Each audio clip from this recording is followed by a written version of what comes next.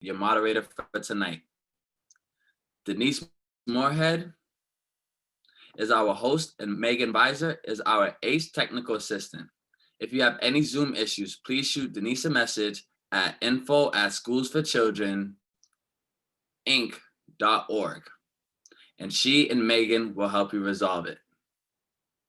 Just a little Zoom housekeeping before we go on. Megan? Great, thank you. So just want to share a couple of tips to give you the best experience possible during this webinar. And the first would be to have the chat window open. And how to do this is that you can click on the bottom bar in your Zoom window that will, there'll be a little symbol with a little thought speaking bubble here with the chat, and you can click that. And the chat will be where we'll share information and questions during the session. We're asking everyone to mute their microphones to eliminate background noise on the call. And you can see that there is the unmute button circled on the left here of the slide. And then if you're using a phone, it's also located on the left on the main screen. And you can access the chat on your phone by the more drop-down menu with that 3 dots if you're using a smartphone today. And then if you have any tech issues, you can feel free to direct message me or Denise with those, and we'll try to help you out right away.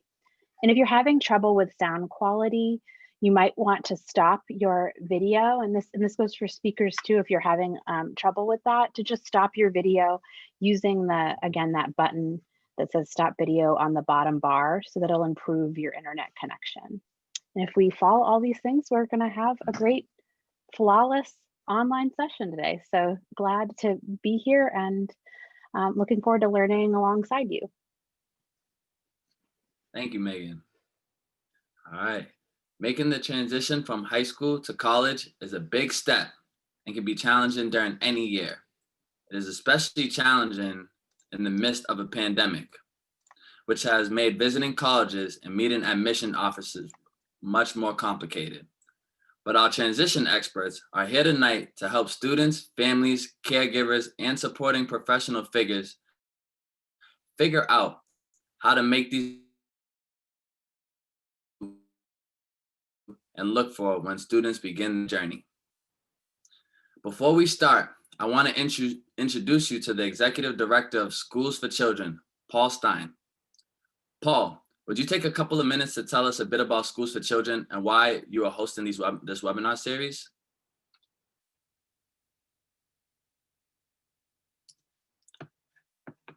Paul, can you unmute yourself, please? I will. Sorry. Thank you, sir. Am I good now? Yes, you are. I can hear you. Thank you. All the prep work, I still mess it up. Anyway, I thought, yes, let me take a few seconds to talk about Schools for Children. Schools for Children operates 5 thriving schools and programs, 3 of which serve students with special needs. While each is designed to be responsive to the needs of its unique student population, all of our programs combine rigorous academics with support for social emotional growth in a community that celebrates inclusion. This approach focuses on the whole student and reinforces feelings of competence, confidence, and well-being. It encourages students to find out who they are as individuals and what they want and need in life, and how to create a blueprint to get there. This approach to teaching and learning is also why we're hosting conversations about transition.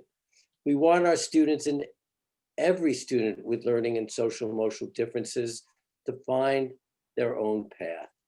And if that path leads to college, our experts will offer information, tips, and insider advice to help make that journey successful. And know that colleges and universities across the country are increasingly committed to supporting students with social emotional challenges and learning differences. So sit back, enjoy the rest of the evening, take notes, ask questions. We're here to help. Thank you, Elon. Thank you, Paul. For those of you who do not know me, as I said, my name is Elon Fifield, and I am the program director of Qualls Academy, an all-boys program in Cambridge Public Schools designed to help young men with the deep focus of the young men of color to achieve and recognize their overall potential in their personal, social, and their academic lives. Every day in my job, I get to see young men imagine their futures and take inspiration from that. Inspiration that affects them in the present. I know that the teachers and staff at the Schools for Children see those same things in their students as well. All right, so tonight, our panelists are Joan Casey, President of Educational Advocates College Consultant. We have Sheila Gotch, Principal of Dearborn Academy. We have Carol Kinlan, Senior Educational Consultant, Matlack Educational Consulting. Lisa Peduto, National College Advisor, Educational Consultant Services. Here we go. All right, remember, if you have any questions at any time, please feel free to use the chat. You can find the chat button at the bottom of the screen in the section titled More, and we'll do our best to answer all of the questions. All right, so we will be starting with Joan Casey today. Joan, how are you?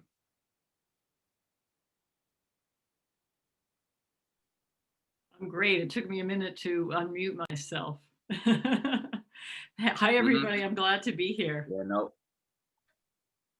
We're so happy to have you today, Joan. All right, so let's begin with that question for you. All right. When should students begin thinking about transition, and what independent skills are important to develop before leaving for college?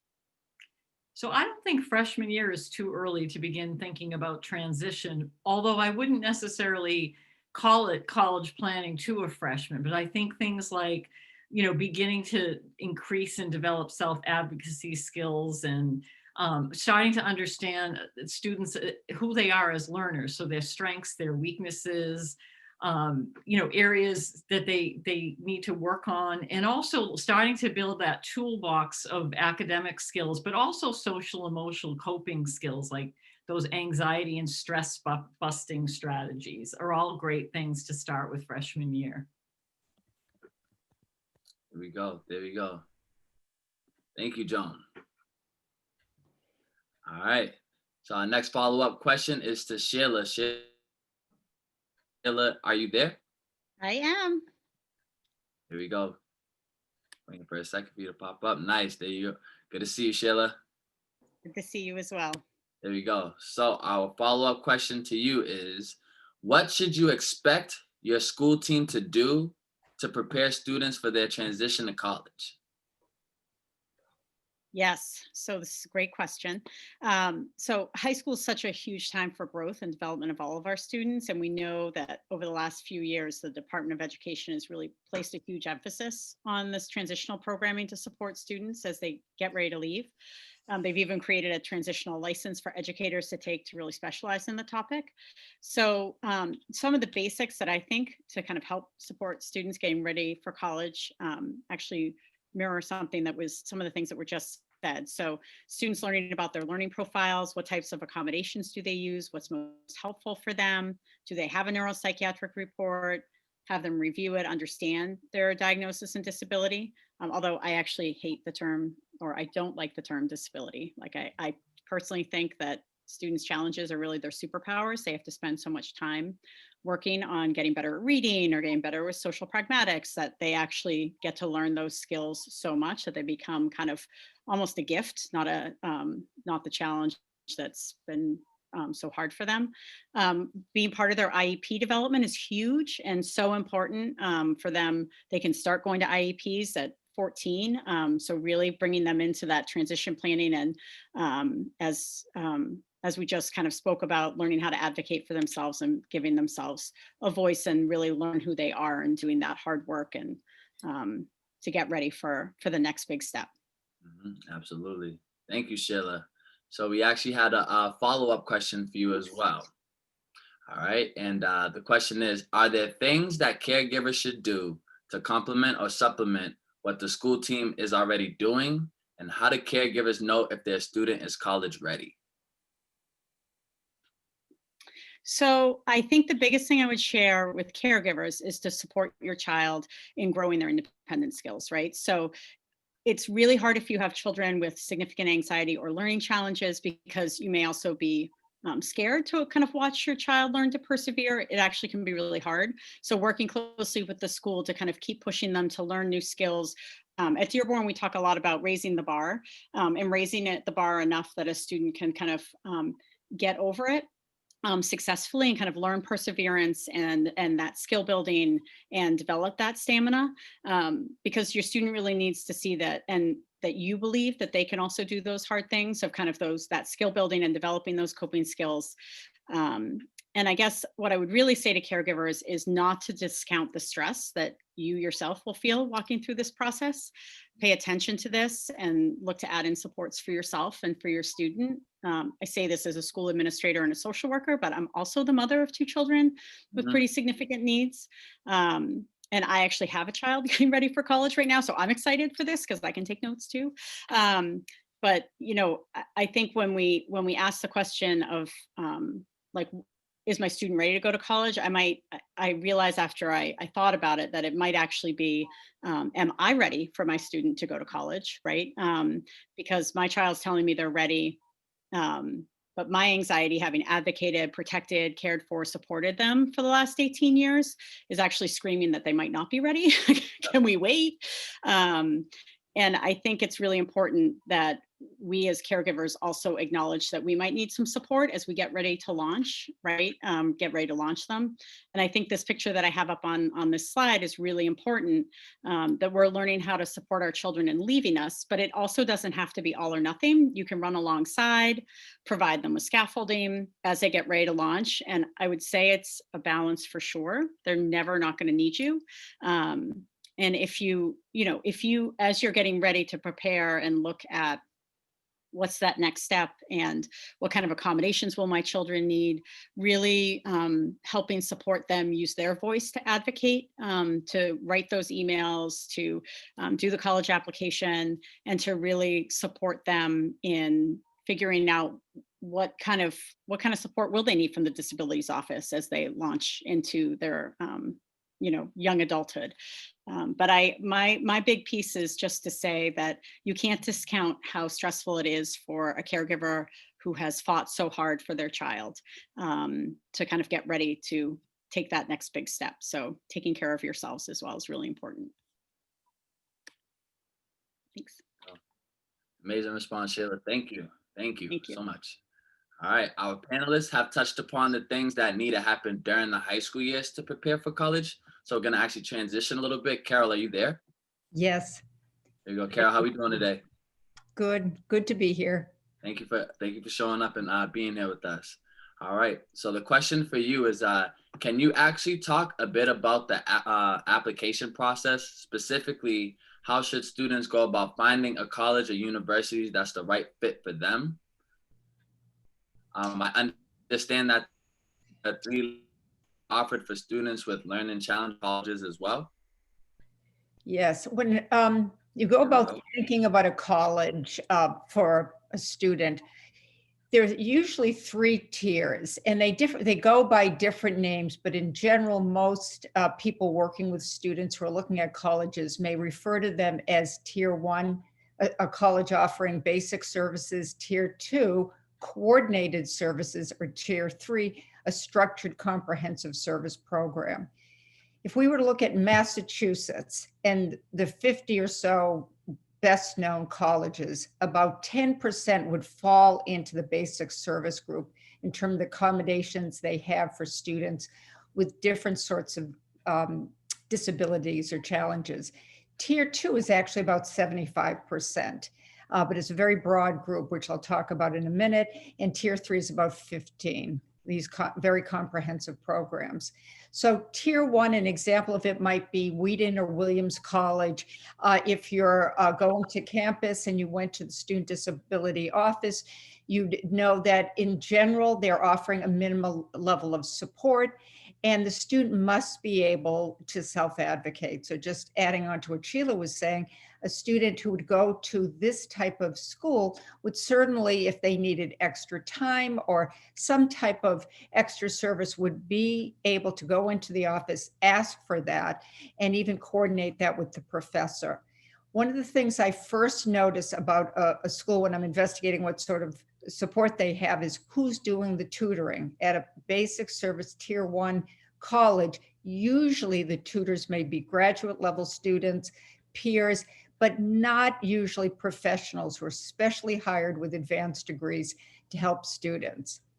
So the bigger group, as I mentioned, is the coordinated service program. Sometimes it goes by like comprehensive services, but it's typically called a tier 2 program in which the student disability office has a specialized counselor and disability service coordinator. Now the services there will include direct support for learning strategies in writing, organization, the ability to download different books, different sorts of counseling, tutoring from professionals who have advanced degrees. However, if we were to look at two well-known colleges in Boston, BU and Northeastern, they're both considered tier 2, but vastly different. BU would be on the minimal side in the sense that they ought to have tutoring and assistive technology, but certainly a student is more on their own and would be have to have a great deal of independence to get some of the services, though they do have what would be considered a fairly coordinated program.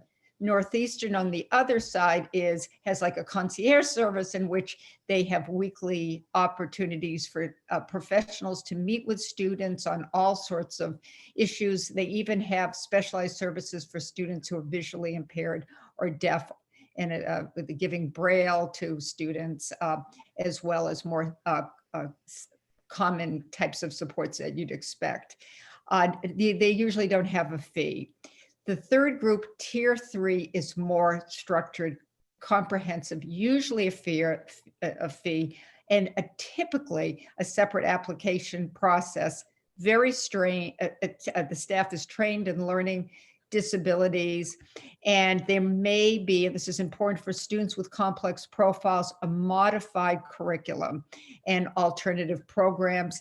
Examples of that is Lesley University that has the Threshold program. University of Wisconsin has a well-known program called the Whitewater program, and University of Arizona has the SALT program. All of these would be for students who really need a great deal of support. They're college ready, but they need more support in terms of how they're going to go about getting their degree.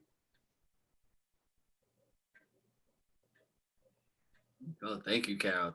Thank you so much. That the graph definitely helps us out a ton. So thank you for that. All right, Teresa, I've got another question related to the application process. Are you here with us still? I'm here. I'm unmuted. Okay. Yes. There you go. There you go. All right. So the question for you is this: is it necessary to disclose the fact that a student has a learning disability during the application process? Okay. In most cases, the answer is no. However, there are some exceptions. One, of course, is the structured, comprehensive programs that are offered at many schools, such as the ones Carol just mentioned. Basically, within the application, they'll be asking if the student would like to apply. They submit an application to the Office of Disability Services at the same time. In other cases, I advise a student not to disclose unless, for example, in one academic area, the grades are significantly lower than in other areas, and then an explanation is warranted. The student would disclose the fact that this is due to having a documented learning disability, and the information would be written in the additional information section of the common application. Also, if the school is requiring SATs or ACTs, and if those grades are significantly lower than the student's GPA, then it would also be advisable to make an explanation. There we Okay, go, thank Teresa. you. Thank you. Thank you. Follow-up question to Joan now. All right. So, Joan, what types of services and accommodations for students with learning and or social emotional differences are available at colleges? And are there any common high school accommodations that will not be approved?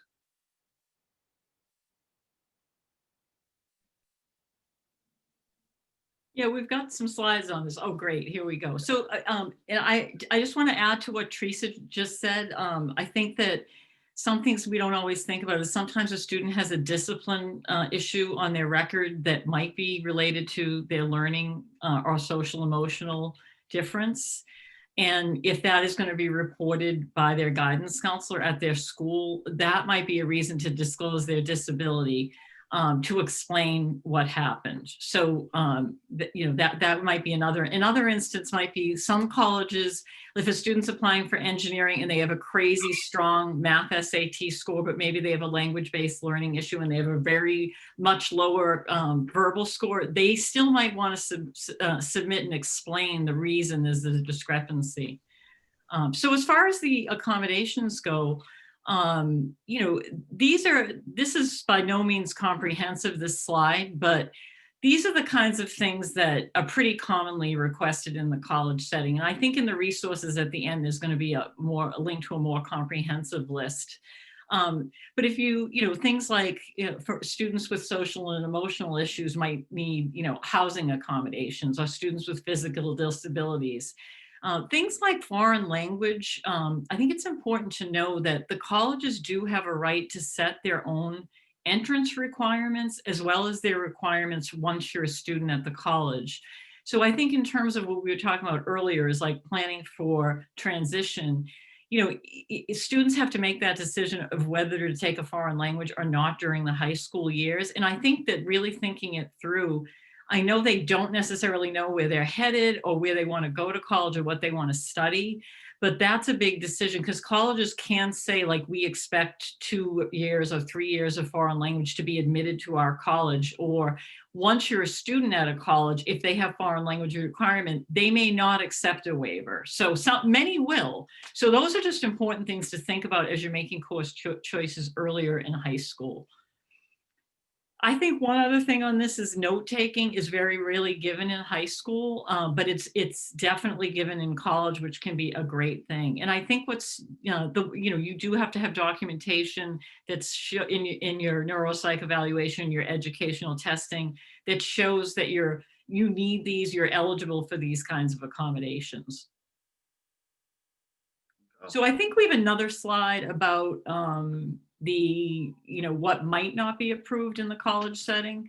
So students, one of the things about getting ready for college is that, early in high school, a student might get a study guide that's made for them by the teacher, or they may get a word bank, or if a student has social, emotional, or health issues, they may have some flexibility in attendance, or lots of extensions on assignments. And in some cases, even, if you're not a good test taker, we'll give you another way to show what you know.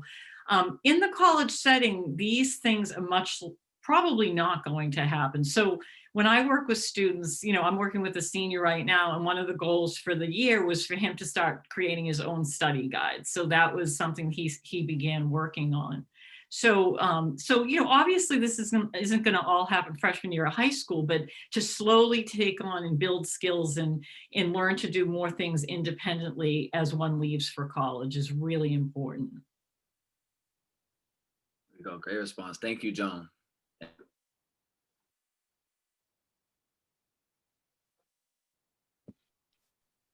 And Teresa was wondering, can you give us some advice on services and accommodations, and explain how a student can access or obtain approval for services that may not be initially approved?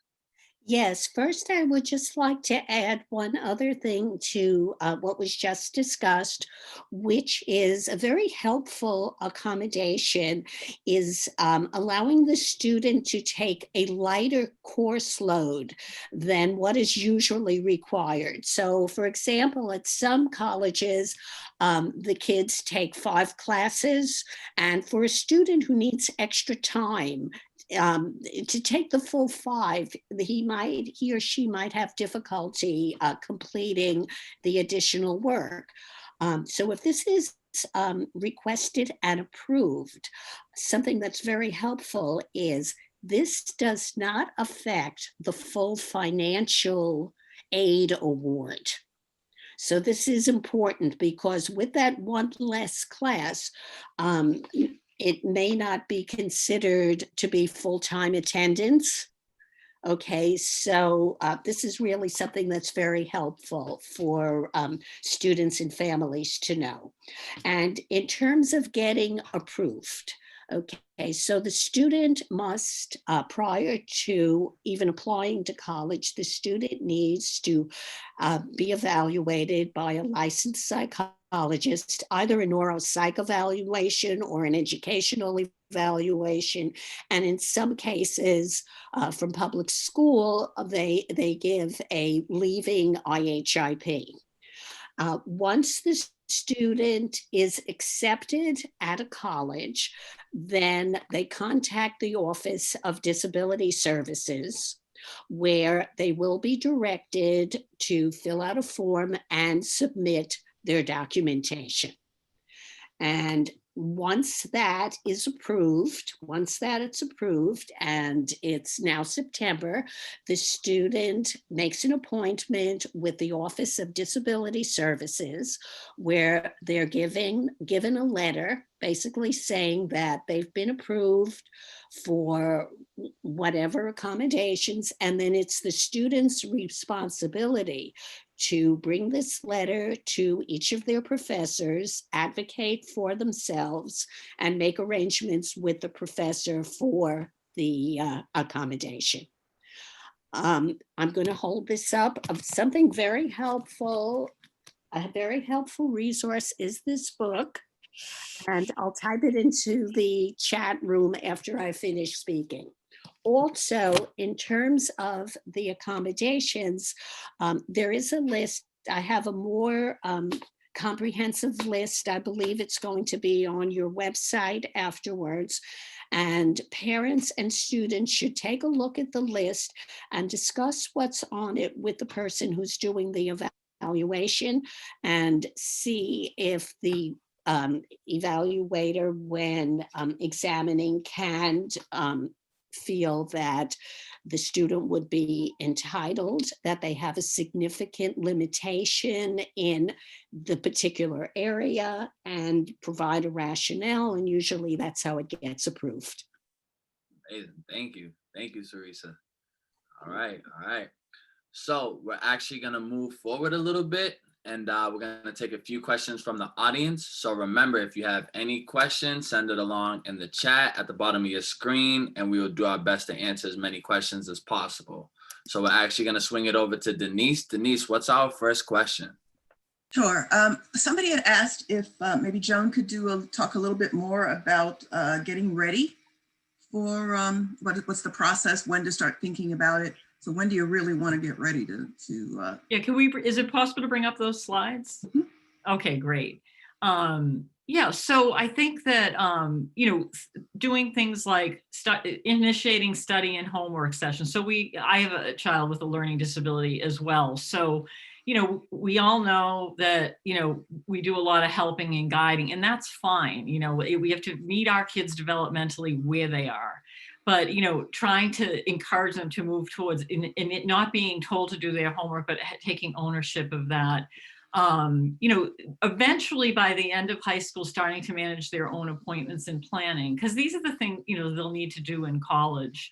And if that's still a struggle when they go to college, like, working with a coach, hopefully in disability services, or in some instances, maybe having working with somebody that they worked with in high school.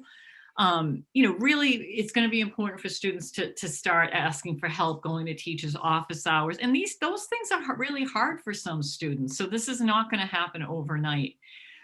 The other thing is for students that are on medication, it's pretty common for parents to remind their students to take medication, and toward the end of high school, they should be starting to do that themselves, using some kind of a pill box system, starting to initiate ordering refills so that they're used to doing that. I think a big one is, depending on the student's needs, whether a student has an eating disorder that they're in recovery from, or they have had some emotional issues where they have a care team, but maybe they want to look for a college that has an eating disorder practice in town, or that has a really good psychiatric practice that will meet their needs locally to the community, because the college counseling office may not be enough. And those are the kinds of things that one would want to think about. I noticed a question in the chat where somebody said, how do you know what level of service? And I think that one of the ways you do that is you do an inventory of, like, what am I getting in school? Am I going to a learning center?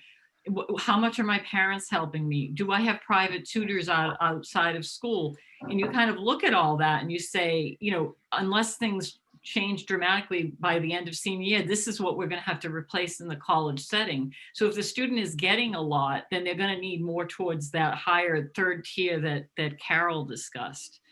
So that if we can go to the next slide, unless I'm taking up too much time, and then we can go to somebody else. Okay, so so another question I saw in the chat was, somebody said, I have an old 6th grade neuropsych evaluation. And so I think the answer to that is, usually colleges want an evaluation that's within 3 years. However, if you have one that's going to be like 4 years old when the student goes to college, I wouldn't rush out and pay for a new evaluation. I would call the college they're going to go to and see if you need to spend the money on that. But I think if it's older than 4 years, you should see if your school, ask them to do the reeval. And I would not tell them it's for college. I would just tell them that you just want to see the progress that your child has made. Because sometimes public schools will say, we don't do them for college. So, it's more about, like, where have they gone since they had their last evaluation. You want to make sure you apply for accommodations for the SAT early in high school. And for the ACT, which has a little bit of a different rhythm in that you do it later, you register for a test, then you have your high school submit the request for accommodation. And, just students continuously monitoring, like, what's hard for me? What am I good at? What do I still need to work on? And then continuing to set those goals, even maybe more specifically to themselves than what's in their IEP. So that's that. Well, we said we would take 2 questions, but I think you actually answered some of the ones that were in the I chat. hope that was okay. So I think we can move on, Elon. All right, thank you. So the next question is actually for Carol. Carol, still with us? Mhm. There we go. Hi, Elon. All right, there we go. So the question for you is, what advice do you have for parents and students who are checking out a school before applying or after they are accepted, but have not yet made up their mind? Well, the first thing, and it's been hard with COVID, is it's important to see where the office is or where the tutoring will take place. So for example, just getting in your car and riding to a place like Westfield State or Merrimack College is really interesting, because they have put a lot of money into supporting students who go there. They would be what I would call in general a tier 2 school, but very comprehensive. But just stepping back for a minute, what I'm wondering is, where is it located? What does it look like? If you go into a college and that the support services are off in the distance in a dusty basement, that's telling you off the bat how much attention and funding has gone into that effort. But as you review, we've listed some resources that you can look to on databases or books. But if you're walking into one of the offices, you want to know what kind of support services are offered. Do they offer help in writing? Do Mm. they offer help with executive function? Do they, and of course there are students that might have some social pragmatic needs, which would be discussed as well. But what percentage of the students are using services? And, you know, they may not disclose, they'll give you a range sometimes, but getting back to the issue of who should apply to what tier college, if your student is in high school, not getting any tutoring, and is really self-sufficient, you can look at a tier 1 school. It seems that many colleges, though, have invested in some sort of more comprehensive service. But the average amount of students getting it can range anywhere from 10% to much higher. But again, let's say you're walking in, you want to know what kind of assistive technology services are offered. For instance, for a lot of students who still struggle with a little bit of dyslexia and have trouble reading complex text so they understand it, just getting something through Learning Ally or through Audible is very beneficial. But are the books already downloaded as part of the curriculum? Is there an assistive technology person actually on staff? So a place like Northeastern or some of the more comprehensive schools, they're really geared up for students with all sorts, varying types of challenges, will have people on staff who can really help you use different types of technology. What is the procedure and timeline for getting them in? Usually if a student's been accepted during the summer, you'd want to get that process started. But getting back to actually visiting an office, how many counselors are there? Do they act as liaisons with the professor, or are you on your own? And again, I think quite a bit about what are their backgrounds? How many people have advanced degrees? If you walk into an office and all you hear is about peer tutoring and graduate level tutoring, that is not going to help the student who right now is getting one-on-one tutoring and needs more direct and sort of detailed instruction from somebody who's very used to working with students versus someone who's at the same level but just getting a better grade. I think there's another slide. Okay. And what's the procedure? So getting extra time is a very common request. Does the student arrange for it? Does the office arrange for it? My older son, for example, went to Villanova, and he went to the SDA office and said that he needed some extra time. And he had the testing there showing he needed extra time. He didn't actually talk to the professor. A note went to the professor from the office pretty efficiently saying to the different professors that our son was able to get extra time. However, getting back to being a student, being a self-advocate, if somebody is not able to really follow through on that and a parent's concerned about that, a student actually following through, you really want to make sure who is that person who is in the academic support disability office.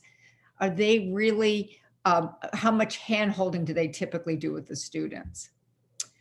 Here, where do the students take exams, especially for somebody who needs a particular type of setting? And will the students have an advisor, an academic advisor? Who are they working with? Another question is, how many times can they work with someone? I was working with a student who was at LaSalle in Newton, and they met twice a week with a very highly trained person who was helping with organizing the person's work. It's a little unusual, it's quite impressive, but that advisor was also working with the professors. And so that's quite comprehensive. A final question too is, what's the 4 or 6 year graduate for the students who are getting the support?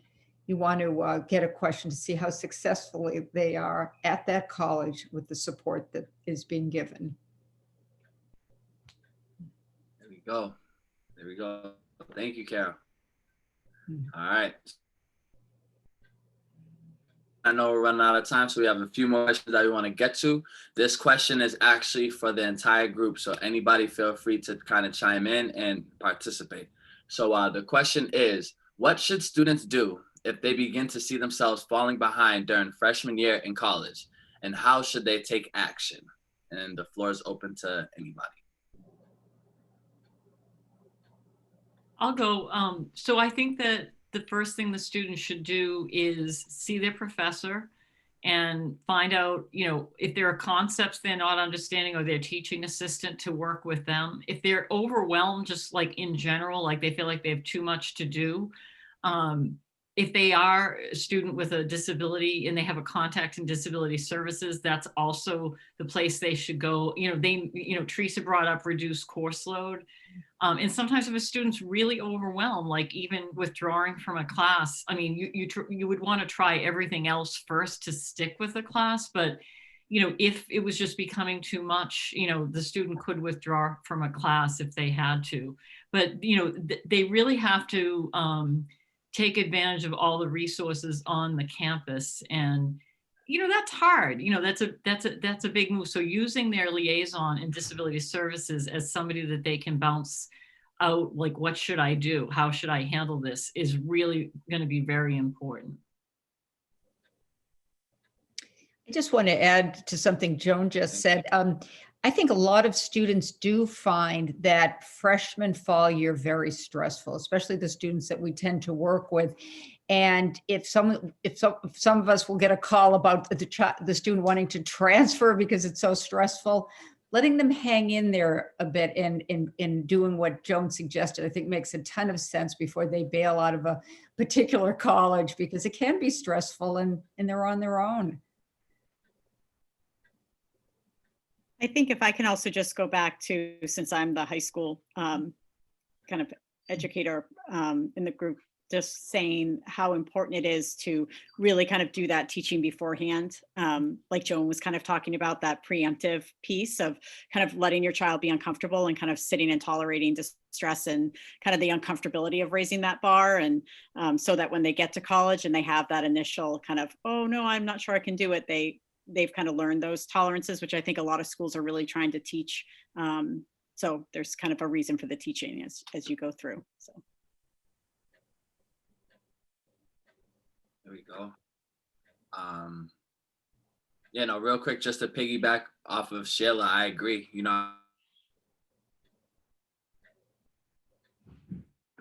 Working with young students like that, we have to stop looking at students as students and call them what they are. They're young adults, even if they are, 5, 6, 7. It's like we want them to go down a certain path.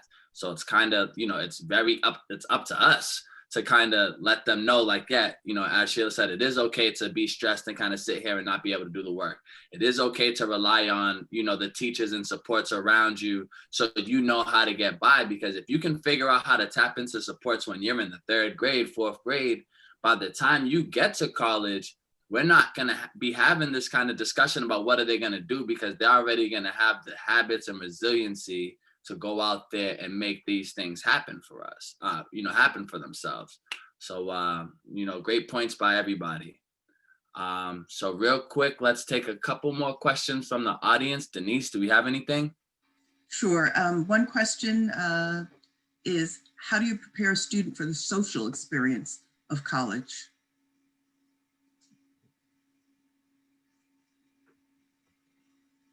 So I know that's open to the floor. Well, it's helpful if a student has been away from home.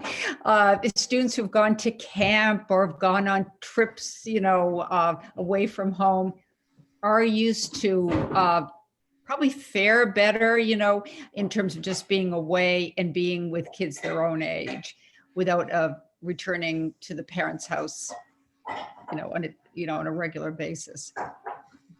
And if I could add to that, I think it depends on the student. Like, one of the questions I ask parents is like, has the student had any like problems with substances in college? And so factoring in, like if they go to a school some kids can go to a so-called party school and they'll be fine, like they'll do their work, but other students, that would be a real disaster. And so I think that it depends on which kid. If we're talking about the really shy kid, maybe somebody on the spectrum who has always had challenges making friends, there are definitely certain campus cultures that where students are kinder and more open. So I think that, it really depends. Like, I think that goes into the fit, like figuring out like, what's my criteria for what I'm searching for in a college, and thinking through, that, like, you don't want to, if you're a really shy kid that doesn't make friends easy and you're socially awkward, you don't want to go to a college that has a huge Greek life where there's a lot of rejection and acceptance. So I'm not sure if that answers the question, but that would be how I would approach it. I think for me, being a Division I athlete in 2009, I wish that I had a little bit more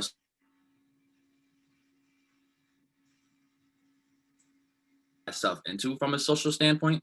I think that if I had people that I trusted around me that told me and explained to me that, college is a business trip, as much as we want to go and be social and make friends and stuff like that, it's like the idea is to go and graduate and get your degree so you can come back, wherever you're from and take care of your family. And, a lot of times we spend, being social and trying to find a group, but I think we take for granted the power of, one or two people letting students know, like, hey, like, you're going to focus on your stuff. These things are going to be happening. Don't worry about it. Okay. Life, I think I would have been a lot better off in focusing in my academics and focusing on volleyball and focusing on the things I went out to school for. But I wasn't prepped for that. And it kind of caught me off guard by the time I got into there. So, as important as the social life is, I think letting students know you're going to college for yourself as an individual right now. And it's cool with the friends you have around you, but they're not going to be there the whole time. They're not going to be there for your test. They're not going to be there to study with you. Not every time. So you have to kind of learn how to pick up these skills by yourself so you can actually be successful for what college is. So I do have another question. I have heard that an out-of-district students need to take PSAT and other testing in districts versus at their placements. Is there a workaround as my student struggles with anxiety? So I can speak from, I know certain out of districts are actually have started trying to apply to be small group testing sites as well. So you might check with your out of district coordinator or with the school principal to kind of check and see would they be willing or up for making it a small group site where your student could take the testing. Otherwise, and maybe the other panelists could speak to this more, but I believe you can still do like a small group setting site. So you might be taking in the district, but I think your accommodations on your SAT, on the SAT form, just making sure that you apply for the College Board accommodations, you should be able to kind of get those accommodations in a separate place. Does that make sense? I don't know if everyone thinks that's accurate.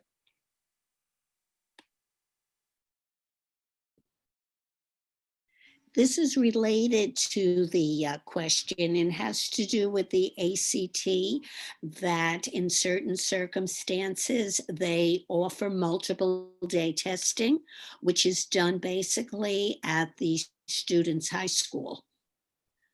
So that's something that could be, and one of the criteria that I've encountered for the multiple day testing is the fact if the student has attention deficit disorder and needs to take more frequent breaks than are offered at a national testing site, which would be offering extra time.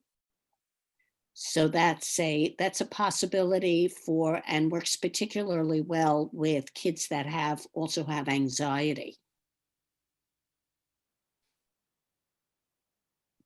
I think it might also just be a good time to mention, because I didn't know this as my daughter is working through her senior year, that the ACTs and the SATs really kind of looking at what's the best fit for your child to take as well. I don't know if anyone could kind of speak a little bit more of that. I don't understand all of the nuances, but I think for those of us who have had students in out of district placements, which my daughter was, and sometimes those pieces are miss the more fine nuances of the ACT and the SAT are different, and you can take them in the accommodations and those pieces. So Yeah, the ACT basically it's more straightforward where they're not trying to trick the student. The problem that the regular kids have with the ACT is that it seems to take more time than the SAT does. So when the students are granted the extra time, it seems to be a better fit for them. Also, the fact that there are the 4 sections which give the combined score, that's helpful if the student is particularly weak in an area such as math, where the math wouldn't be half of the test, it's just 1/4 of the test. So that's another benefit of the ACT over the SAT. I just want to add, I do think the reading, in addition to what Teresa and Sheila said, is a little easier on the ACT. And I also think that students typically don't need to take the ACT or the SAT with writing. One of the last holdouts that wanted the writing was the University of California system, and now they're considering not, a judge just said they can't consider testing at all. So, spare your kids the trouble of doing the writing in case they're wondering. But, as Teresa said, the ACT jumps a lot. So students that have trouble managing time, the jumping, might not work. But I think it's good for the students to take a practice of each and see which one they like better.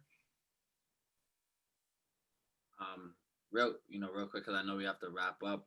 But, kind of like what I said before, you can start these practices so much earlier. I know we're talking ACT and SAT and stuff, but, we also have the MCAS in elementary school where that test is designed exactly how the SAT is designed. So if we can start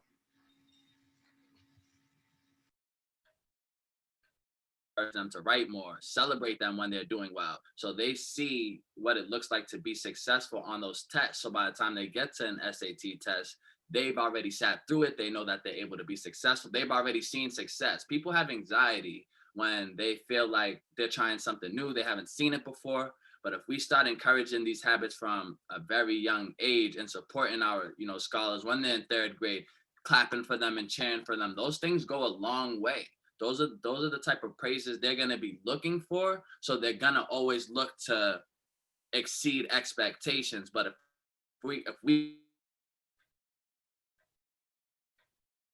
and they're anxious as well, everyone is just anxious, and there isn't anybody actually helping control the situation to calm them down, to help them excel as far as they possibly can. Can I make one point that I forgot to make because my slides were a little out of order? And I think it's important it's important for everyone to know that the laws change from high school to college. So you go from being under IDEA to in college being under ADA. And so I've heard parents come in to talk to me and they say, oh, my high school told me to get off my IEP and get on a 504 because 504 is what they have in college. There's no IEP. But it's not completely accurate because that 504 in high school is going to end because that law ends. So when they go to college and have a 504, it'll be a different law. So you don't ever feel pressured to go off your IEP if it's working, because that's actually not true. So it's important to just become a little bit familiar with your rights under law. And I did put in the chat of the book, High School to College Steps to Success for Students with Disabilities, which covers a lot of that information. All right, it's almost 8 o'clock, so I think that's a great answer to end tonight's presentation. We'll hang out here. If anyone wants to stay and chat with our experts directly for a couple more minutes, please be sure to join us on January 12th, 2021 at 7 p.m. Eastern Time for the 3rd and final conversation of the series. We'll talk about career and other post-high school options. The link should be in the chat. You can find out more on the Schools for Children website as well. And before you sign off, please, if you can take our 4-minute survey and fill out the brief evaluation. We plan to offer a virtual transition fair next fall and want to get your feedback. So as soon as we're able to get that, we'll be able to move forward. Last but not least, just want to thank you all so much for your questions and for joining us. Stay safe. See you soon, and enjoy your night. This is Denise. I wanted to make sure you know that I put in the chat that you can go to the Schools for Children website, and you'll be able to get handouts from our experts from tonight. There's a lot of great information that's here in the chat, and we'll get that's being saved. The information that's in the chat is being saved. You can also save it yourself. If you go down to the bottom, you see file. There are 3 little periods, just points next to the file, and you can click on it, and you're actually able to download the chat to your own computer.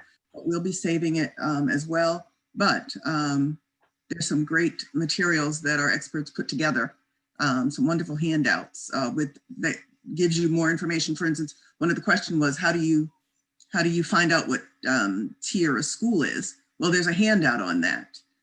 There's a handout on caring for caregivers.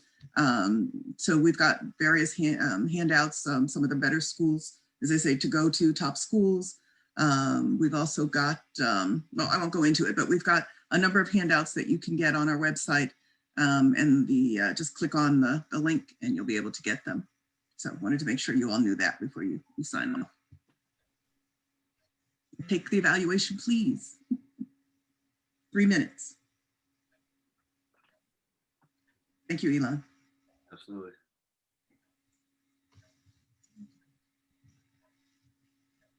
So take care, and we hope you'll be back, as Elon said. Hope you'll be back in January. Bye-bye. For anybody, you said Elon. Thank you, guys. Anybody wants to stay on, could stay on for 5-10 minutes. Mm-hmm. Okay.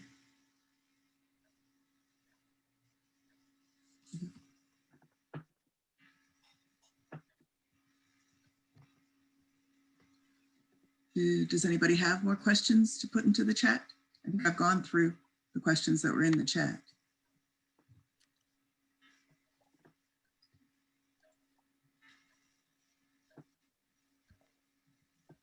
There's one here from Jennifer in the chat about updating your IEP at the end of the senior year, if that's something people should do.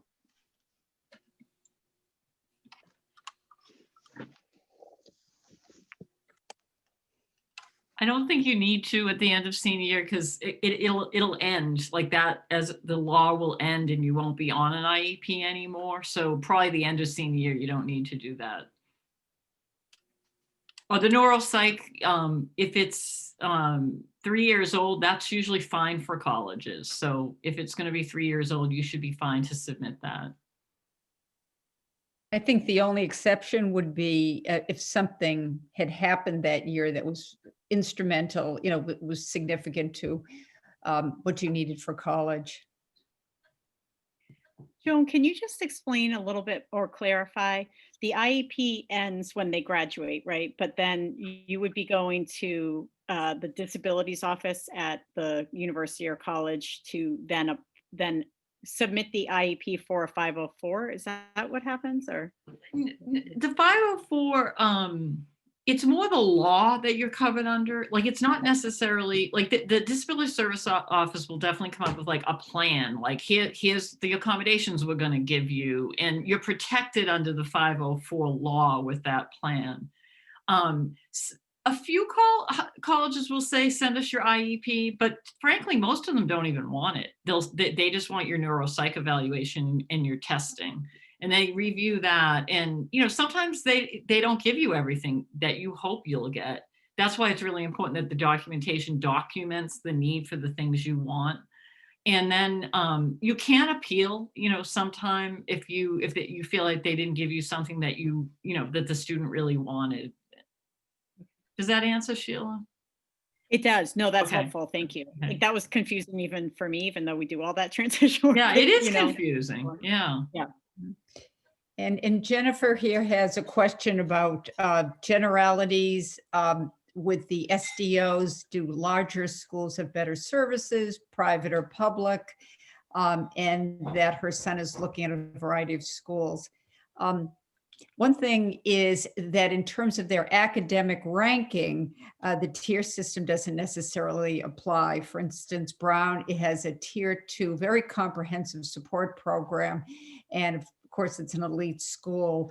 And some of the lesser known schools that you may not even know about are tier 1 schools. But in terms of size, it really depends on how much money and how much interest they have in funding the academic support, the student support services, but I would say that they tend to be larger colleges, but not necessarily. I've mentioned Merrimack, LaSalle, Leslie, and Westfield State are not huge colleges, and they have very comprehensive support. It really is individual. I want to mention that there is an organization called collegesupports.com, and you can get a subscription for about $179 a year. And the woman who had started this group has almost every single college that you might be looking at, and has actually interviewed, and she does this like every 2 years or so, the director of academic support, asking them the same questions. You get tons of details on what is offered at a particular college. So I use it all the time, and I put it into the reference, but it really, you will see small, large, public and private colleges in there, and you'll get to see what each individual one would offer.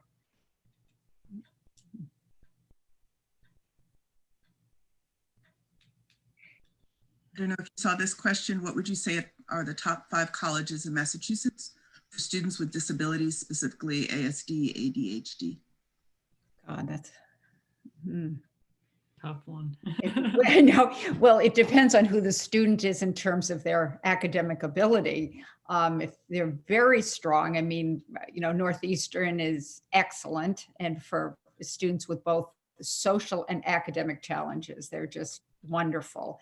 Brown, again, is great too, but there are so many really, there but Massachusetts is some of the finest programs. They've, as a place that is known for its academic excellence, you would get a lot of different opportunities. Would really depend on getting a little more information about the student.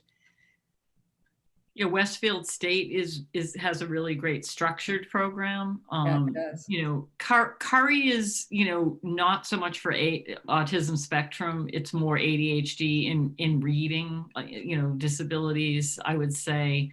Trying to think what else. Somebody asked about the community colleges. Carol, correct me if I'm wrong, but I would say most of them are kind of tier 2.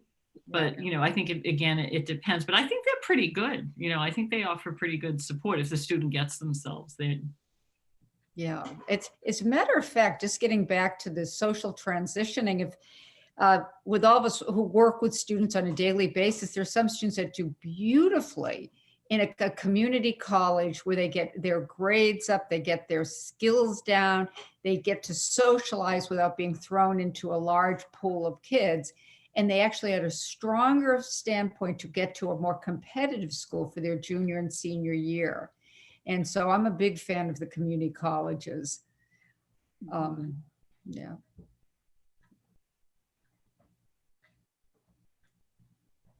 I feel the community colleges are definitely underrated at this point. I feel like, growing up, a lot of them had negative stigmas. And, after kind of speaking with people at different programs, for Cambridge, we're very connected to Bunker Hill, and they have a partner that allows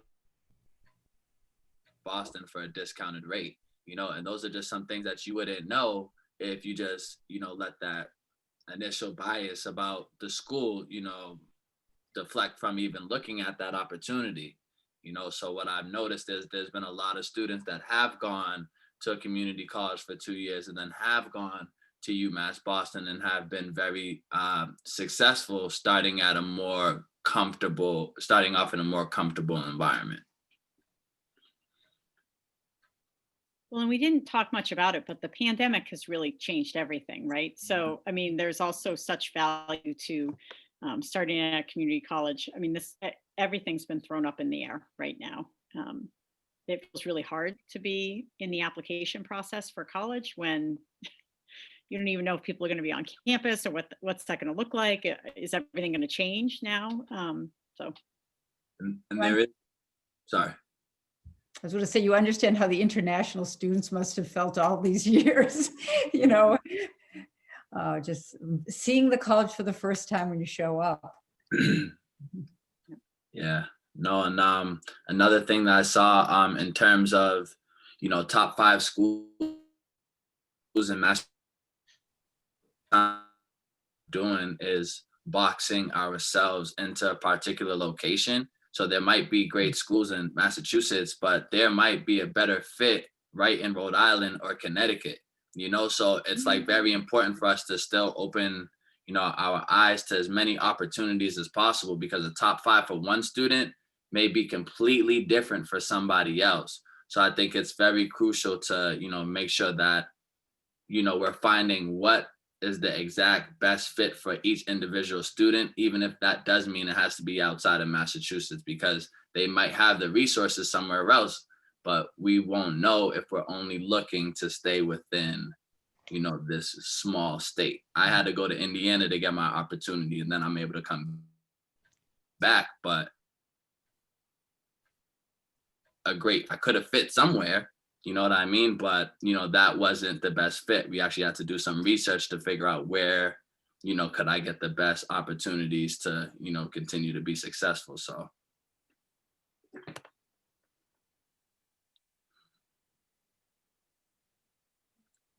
Cool. I think those are all of our questions. We did have one question about, is it possible to get certificates for participation? But that person appears to have signed off. I wasn't sure what they meant, if they were talking about participation for tonight or for the kids, the You students. might have been wondering about like PDPs or. I wondered about that. Okay. But they've left, and so that isn't something that we had kind of put into play, but it's something we could certainly think about for the future. So I think those are our questions, Elon and panelists. Jennifer said her internet kept dropping. Could you get a copy of everything? Say that again. I didn't. Jennifer said her internet was dropping, and could she get a copy of the things that we went over today? That's one of the things that we will put on the Schools for Children website. It's not there now. Right now, they're the handouts that follow up what we were saying for this evening, sort of further explanation. But we are going to make a PDF of these slides, and they'll be available next Monday.